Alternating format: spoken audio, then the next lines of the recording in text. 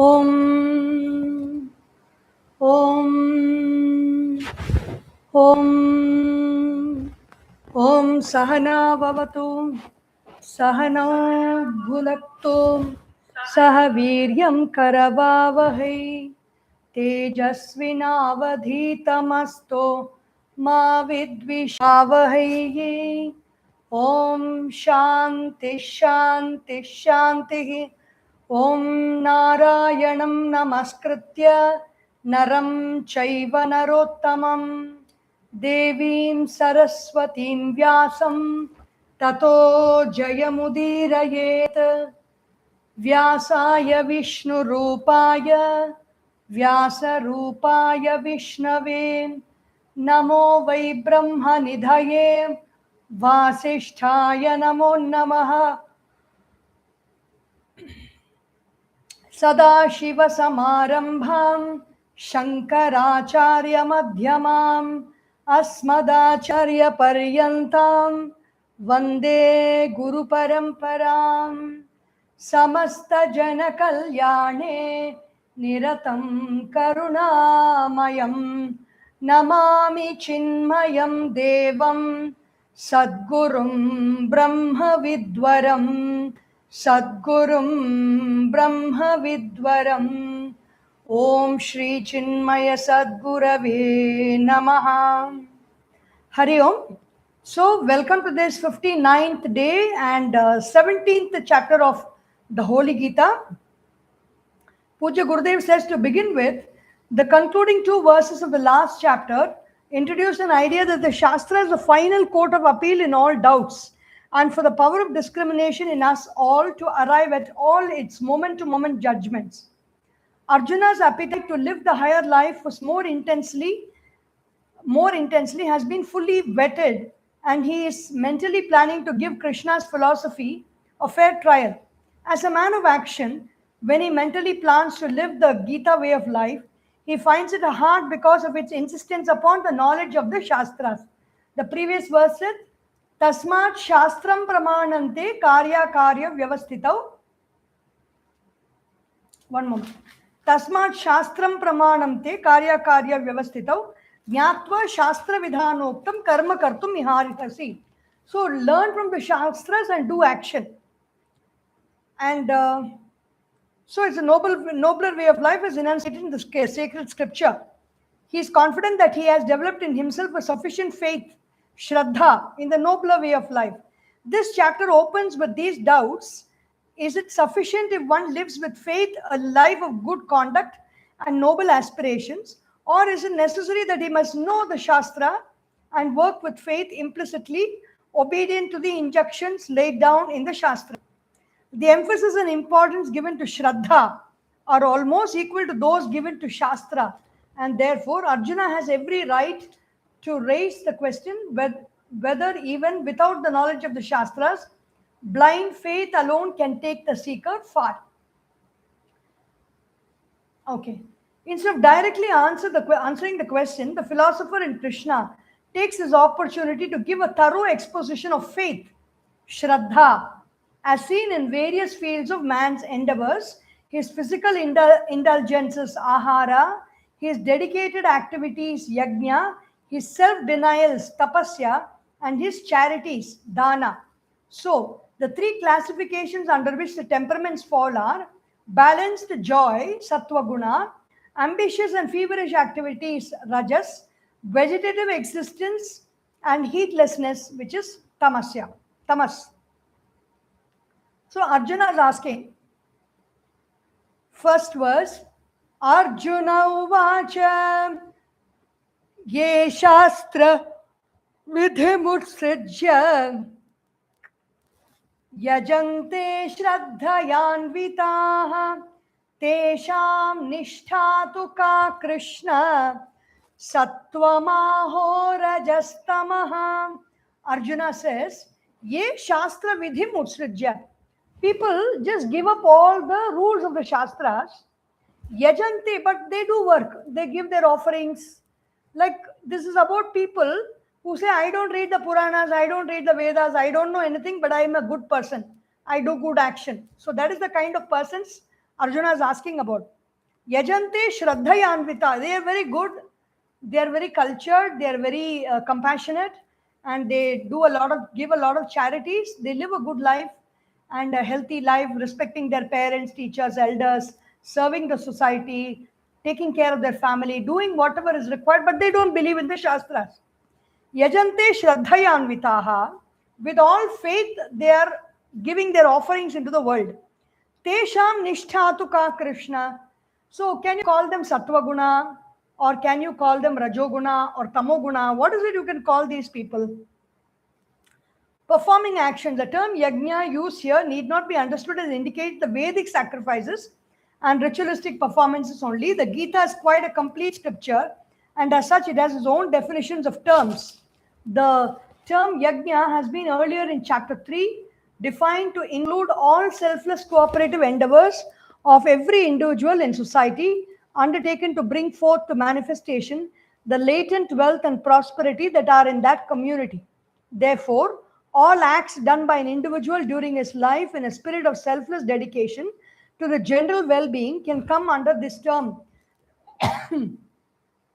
Without knowing the serene harmony that throbs behind life, can one who is striving hard in the world in a spirit of detachment and selflessness hope to avoid agitations? What would be his condition, nishtha? And in a parenthetical clause, Arjuna adds what he wants to know: whether such actions of men fall under the category of unactivity, which is sattva guna, or activity, which is rajoguna, or inactivity, tamoguna. They may have studied the Shastras, they may not have studied the Shastras, but they don't consider much about the Shastras. They are thinking in terms of doing good actions. What is the quality of those people? Are they sattvic, or are they rajasic, or are they tamasic? Shri Bhagavan Uvacha Trividha Bhavati Shraddha Dehinam Sasvabhavaja Satviki Rajasi Chaiva Tamasi Cheti Tam Trunu Shrunu. Shri Bhagavan says there are three types of Shraddha. Trividha Bhavati Shraddha Dehinam Swabhavaja. Naturally itself, there are three types of Shraddha. One is Satviki Shraddha, Sattvic faith. The other is Rajasic faith. And the third is Tamasic faith. Sattvic faith is, it is very balanced. The vibrations of that person is very balanced with knowledge, not ignorantly balanced, not stubbornly balanced, but very with a lot of knowledge and with a lot of understanding. It is balanced mind. Rajasi Shraddha is the person's mind is not balanced. It is very agitating. It is very full of effort, full of energy, full of enthusiasm, and also different kinds of qualities are there, which keeps the mind in a state of agitation. Tamasi Shraddha, the mind is very withdrawn inside. It is very hard.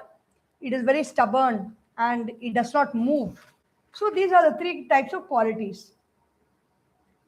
Gurudev says, and if the Shraddha is of the wrong type, the entire expression of his personality in all walks of life and in every field of endeavor can only be ugly. As his inner disposition, so will be the man. The more an individual identifies himself with his physical sheath, the more crystallized becomes his ego under the influence of his inner disposition.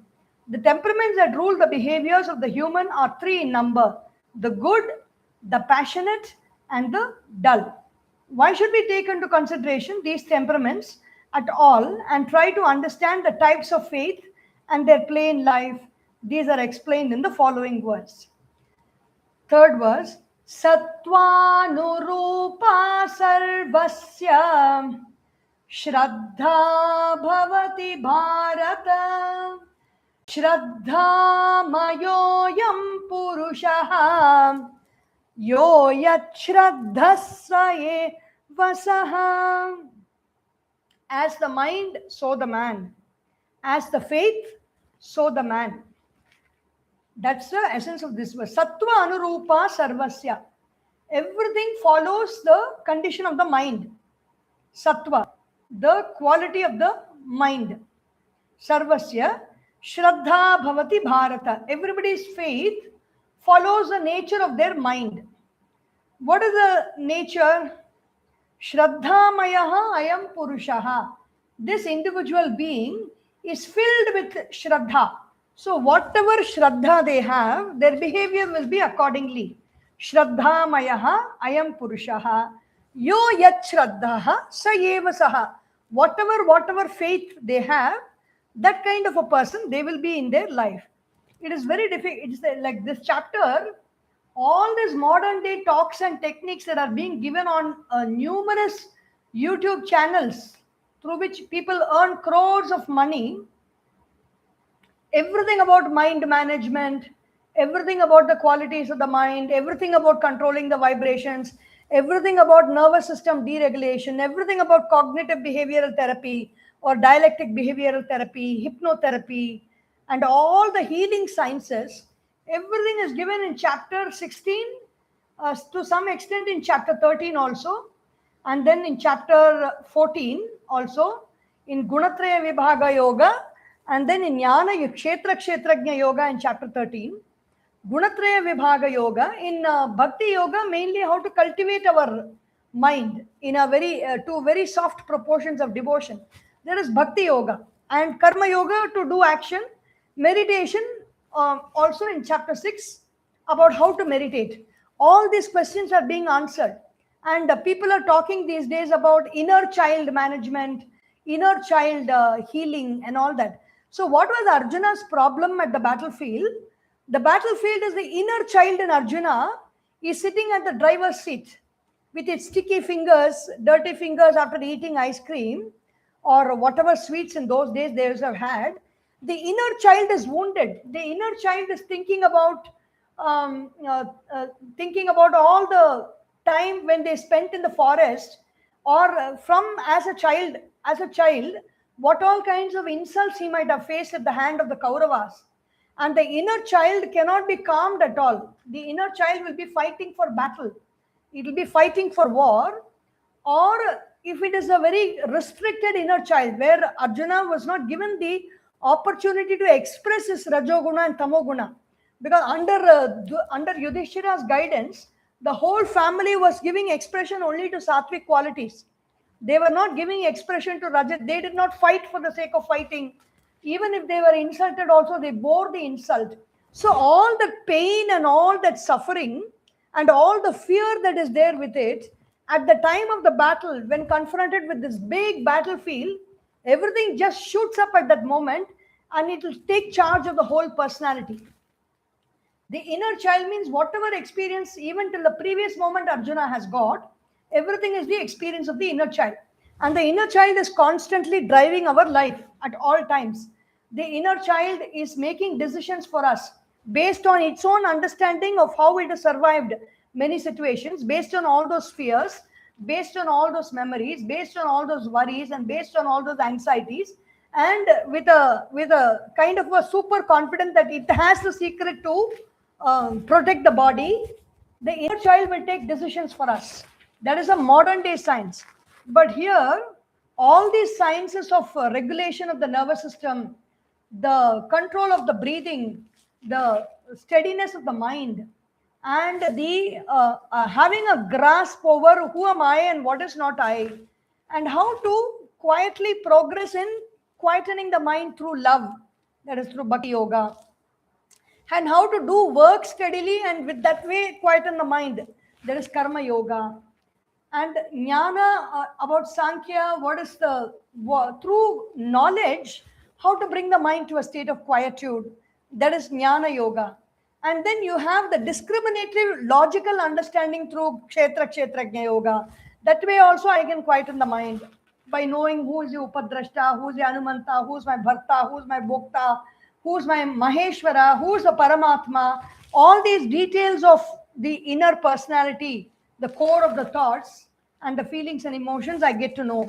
And through knowing that, I quieten the mind. Purushottama Yoga, knowing who is that Supreme Purusha, knowing that also the mind becomes quiet. Mind becomes quiet when there is a feeling of safety, when there is a feeling of rhythm, and when there is relaxation. When these three qualities are there, the brain becomes quiet.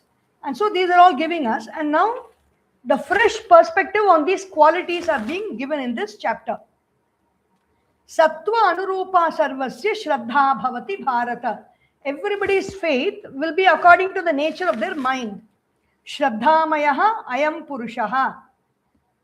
Every human being, whatever is their faith, whatever is their shraddha, so will their thoughts be, so will their emotions be, so will their feelings be, so will their actions be, so will their impulses and responses and reactions be. Sattva anurupa sarvasya. Because Shraddhamayaha ayam purushaha. This being which is looking inward into the Sattva guna, Rajoguna and Tamoguna, Sattva here is not the Sattva guna. The state of the mind is called Sattva. In Ayurveda, it is called Asura Sattva. Everybody's mind is classified into different categories. Brahma Sattva, Asura Sattva, or Pakshi Sattva, Vriksha Sattva, a tree state of mind, a bird state of mind, a Brahmic state of mind, Asuric state of mind. All these different Sattvas are being given. Shraddhamayaha ayam purushaha. This human being is of the nature of his Shraddha. Yo yat Shraddha sa eva saha. Krishna is giving the knowledge about the mind. It is very difficult to say whether faith prescribes the nature or nature prescribes the faith. Each is intimately wedded to the other. Each obeys the other most faithfully indeed. However, the Gita declares that it is a nature in an individual that rules his faith. Although, if faith can be broken and remolded, as it can be sometimes at the irresistible compulsion of painful experiences, the nature of that one does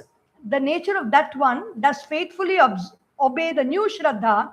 But generally speaking, the faith in each man takes the hue and quality from the stuff of his being, the predominant temperament in him. So whether they are of a sattvic nature, whether they are of a rajasic nature or a tamasic nature, they are born with these qualities. And generally the faith, the Shraddha, will be based on these qualities only, until and unless there is some force exerted from the world outside in the form of difficult experiences, in the form of that breaks the Shraddha, breaks that faith, and after going through that experience, they form a new faith system. A mixture of the faiths is formed. So it is not as it was originally. That is why the people who have gone through a lot of suffering in their life, they become hardened. Some people are blissful. Some people have a lot of blisters. And it depends on the way they react to those sufferings. Sickness, accidents, fights, and quarrels indicate the breaking of Shraddha. Man's potentiality determines his faith to a given end, and his faith then reacts upon his potentiality, determining his future course, and molds the being in the man. Both act and react upon each other. The nature of a man is determined by the preponderance of any one of the gunas over the others, has already been discussed in chapter 14, Gunatraya Vibhaga Yoga. As a result of previous conservation of a particular tendency, one of the qualities gains a preponderance over the other two, even from one's childhood. This is indicated here by the term sattva, according to which anurupa, falling in the faith, is entertained by the individual. Shraddha is the individual. The faith is the individual. What kind of a faith I have? Faith here does not mean our religious faith. Whether I believe that doing good, whether I believe that the world is good, what do I believe about myself? What do I believe about what I am projecting to the world? What do I believe about what the world is doing to me, or what the world has to offer to me? What do I believe about what are all the actions that I have to offer into the world? What all I have to do? If I believe that I have to be serving everybody all the time, I will get exhausted and I will be serving to the point of my death without any returns from anybody. If I believe that I am the teacher of all humanity, then I will be going ahead and going on giving talks and suggestions to people where they don't even want to listen to me. So depending on the way, what I believe, the way I believe, my attitudes, my thoughts, my emotions, my feelings, my actions, and the way I respond to the results of the actions, everything changes. As a man's faith, so is he. Yeah, James Allen wrote a very beautiful, thin, small book, As a Man Thinketh. And so many of these authors, especially in the New Age authors, beginning from 1960s onwards, like from Joseph Murphy and Swami Shivananda has written very, very instructive books on Vasana, on faith, and all that. Joseph Murphy has also given talks in the Shivananda Ashram in Rishikesh. Very interesting. So many people have written a lot of books on this matter of Shraddha, faith, in their own languages and in the way they understand. As a man's faith, so is he. Yo yat shraddha sa eva saha. Man is verily what his faith is. The type of personality and its effectiveness or otherwise are all determined by the faith under which it functions. That the achievement of life is ever colored by the type of faith with which the individual pursues his activities is very well known and realized by all men of action. In the very language of the Gita, this idea is already explained in an earlier chapter. Fourth verse, earlier chapter is chapter 9, 23.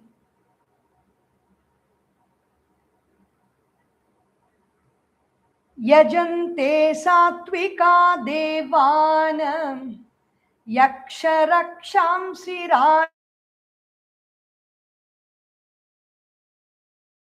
chanye yajante tamasa janaha. So, here it is not said that you do this, then you will get this faith. What is being said in this chapter is if you have this faith, you will do these kind of things. So, if you have a sattvic faith, yajante, how do they worship? What kind of gods they worship? Sattvika gods. Sattvika gods are the knowledge, gods that are enlightened, gods that are in the state of knowledge, gods who are benevolent, and gods who, so many gods, we know them. They benevolently help us. Those gods, Shraddha, like Rama, Krishna, Durga, Saraswati, Lakshmi, Shiva, Parvati, Subramanya, Ganesha, all these gods are sattvic gods. Devan, Devi, Devi also. Yaksha Rakshamsi Rajasaha. Yakshas and Rajasaha, people with Rajasic frame of mind, Rajasic gunas, they worship the Yakshas. Yakshas are the beings of the spiritual realm that are, Yaksha means nothing is bad, everything has got a particular quality. Yakshas are beings that help human beings to become very powerful, very famous. All the politicians, they gain a lot from Yaksha worship. Rakshasas, Yaksha Raksha. Raksha is the Rakshasa gods. Like even Ravana is there. So many Rakshasas are dead and they're all there in the immortal realm. And they're also being worshipped by the people who are Rajasic in nature. Many Rajasic gods are there. Pretan, Bhutaganans anye, Tamasa Janaha, the people of tamasic temperament, a very dull temperament of mind, they worship the dull. They worship the pretas, dead bodies, or the bodies of minor elements, small elements, elemental creatures, elemental nature. Yajanti, Tamasa Janaha. There is nothing right or wrong about all these forms of worship. These forms of worship have their own results, and with these qualities, these people worship in this manner. That is what Bhagavad Gita is, a very, very non-political text.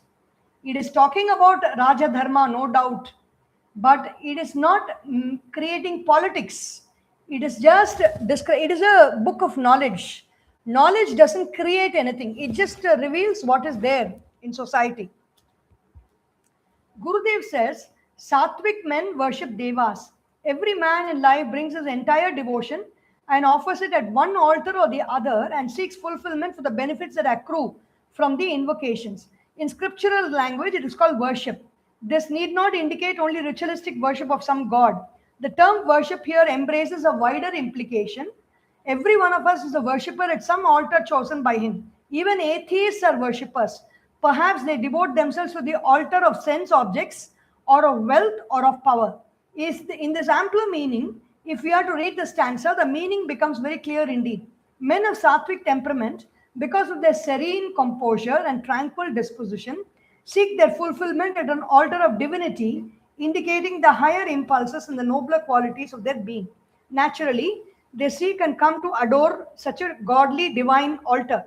Yakshas and Rakshasas by the Rajasic, men of passionate nature, Rajas, are those who have extreme ambition and are constantly restless in their self chosen fields of activity.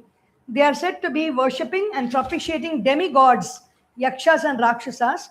The idea here is that the choice of the altar will depend on the silent demands of the heart of the devotee. No one will ever go to a bookstall to purchase some dress. So, too, the active and passionate type of men can feel an admiration for and can appreciate only an equally active and passionate Rajasic demigod or deity. The tamasic men worship the pretas and the bhutas, the dead spirits, and such other low and vicious powers are invoked by the men of inactivity, tamas, for the satisfaction of some of their low urges for vicious sense gratifications. Men of lower moral caliber and false education generally would try to fulfill their pernicious ambitions with the help of the wretched, vengeful scum of the society, pretas, bhutas, who, though physically alive, are dead to all sweetness and goodness in life. These hired gundas, thugs, generally chosen from the professional jailbirds, are the fit powers to be invoked in order that low and criminal ambitions of the tamasic can be fulfilled. This is pointed out in many earlier stanzas in chapter 7, verses 20 to 23, chapter 9, 23 to